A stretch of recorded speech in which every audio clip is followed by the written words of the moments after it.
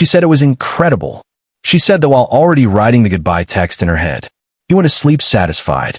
She lay awake, running through everything that went wrong, a list she would never say out loud. Not to him, not to anyone. Here's the part that should disturb you. This isn't rare. This is the default setting for most intimate experiences. A massive gap exists between what women actually feel and what they choose to say. And that gap is silently ending relationships every single day. Why does this happen? Because honesty carries a price. Protecting his feelings feels easier than telling the truth. And the vulnerability required to say what's actually wrong? Most women decide it's not worth it. But here's what nobody talks about. Her silence doesn't protect you. It traps you in a loop of repeating the same mistakes forever without ever knowing why she disappeared.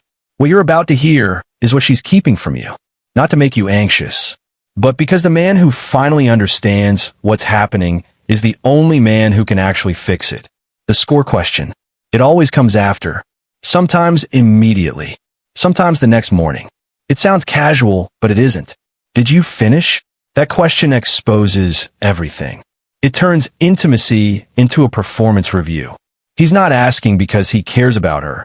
He's asking because he needs a grade. He wants to know if he passed. She runs the calculation instantly.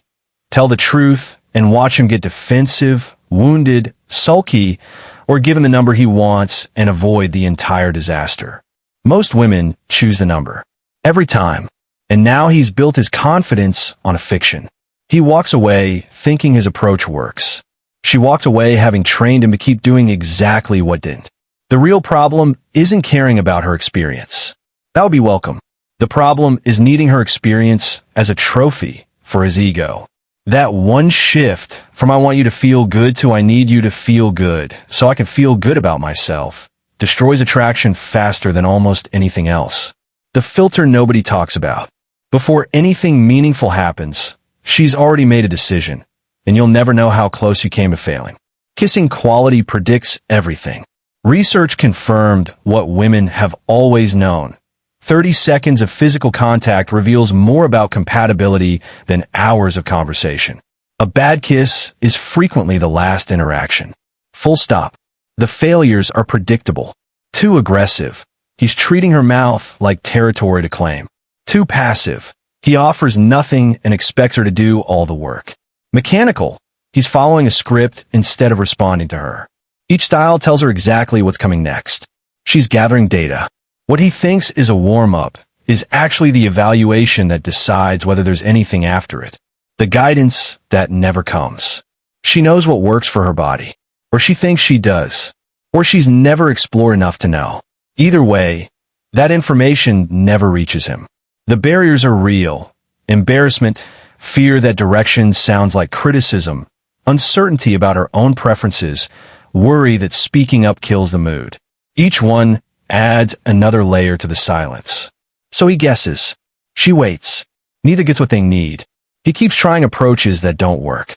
She grows frustrated that he can't figure out, even though she never gave him the information required to figure anything out. The expectation becomes mind reading. The reality becomes missed connection every single time. The crash. Things were building. Slowly. Then suddenly he shifts. The intensity jumps. The pace doubles. Whatever was developing collapses instantly. She's back to zero. Now she's uncomfortable. Try to redirect without making it awkward. The moment is gone. This pattern comes directly from visual content that skips the entire process. Real bodies require progression. The escalation that actually works is slower than he wants. Patience isn't weakness here. Impatience is the thing that kills everything. The finish line that wasn't hers. He finishes. Therefore, it's over. That assumption is so automatic most men don't even recognize it as an assumption. His completion becomes the ending for both of them, regardless of where she was. This is the most consistently voiced private frustration women have. The satisfaction gap between men and women in intimate encounters isn't biological destiny. It's a direct result of whose experience gets prioritized. She tolerates this imbalance because raising it feels demanding. But she's keeping a silent score. The relationship that seems completely fine to him has been quietly deteriorating from her side for months. Performance versus reality. Almost every woman has performed enthusiasm she didn't feel, made sounds that were theatrical, delivered the response that seemed expected because the authentic one felt like too much risk. Short term, the performance works. It protects egos. It speeds things to conclusion. Long term, it's catastrophic for both of them. She's training him that his approach produces results it doesn't actually produce. She's layering performance over her own genuine responses until she can't tell them apart. And eventually, the exhaustion of maintaining that fiction becomes unbearable. The relationship ends. He's completely confused. Everything seemed great because everything he saw was constructed theater, hiding months of silent frustration. What presence actually means. He can be technically perfect, every movement correct, every step in the right order, and she can still feel like she's having a medical procedure. The difference between technique and connection isn't complicated, but it's enormous. Technique is what you do. Presence is who you are while you're doing it. Are you with her? Or are you executing a plan at her? Eye contact. Actual responsiveness to what she's doing. The willingness to abandon your script because you notice something she needs. That is presence. That is what makes the difference between an experience she files under never again and one she thinks about for days. Many men have acquired technique without developing presence. The information is there. The attention isn't. The aftermath nobody prepares for. The moment after physical experience reveals more about a man than anything that happened before it. The immediate rollover, the phone check, the emotional withdrawal, it all communicates. Transaction complete, you're dismissed. She draws conclusions from that moment about what she means to him, about whether real connection is possible or whether she's just filling a function.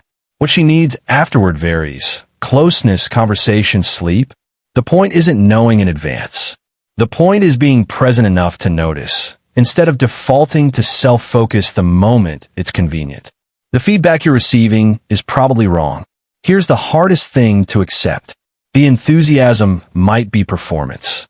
The positive confirmation might be ego protection. That was amazing might be a woman who's already drafting her exit. Confidence built on feedback you haven't verified is confidence built on sand.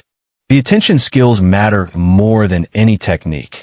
Reading her actual state rather than waiting for a verbal report. Noticing the real signals instead of the performed ones. Being genuinely present instead of executing a predetermined sequence.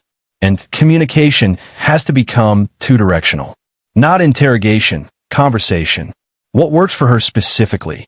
What isn't landing? What she actually needs? If that information doesn't flow, improvement structurally cannot happen. She's keeping something from you. Not because she wants to, because honesty feels too expensive. Because she's calculated the risk and decided silence is safer. The patterns we've covered aren't permanent character flaws. They're learned behaviors. Communication failures. Correctable gaps, but only if someone decides to close them. The man who can receive honest feedback without collapsing into ego defense is the man who actually improves. The man who develops presence instead of just technique is the man who builds something real. The man who creates safety for honesty to exist is the only man who stops receiving lies. She deserves a partner who can handle the truth. You deserve feedback that's actually real. The silence ends when honesty stops feeling dangerous. That's not her job alone. It's yours too. What would you add? What matters that wasn't said here? Drop it in the comments. The conversation that happens there is exactly the kind that changes things.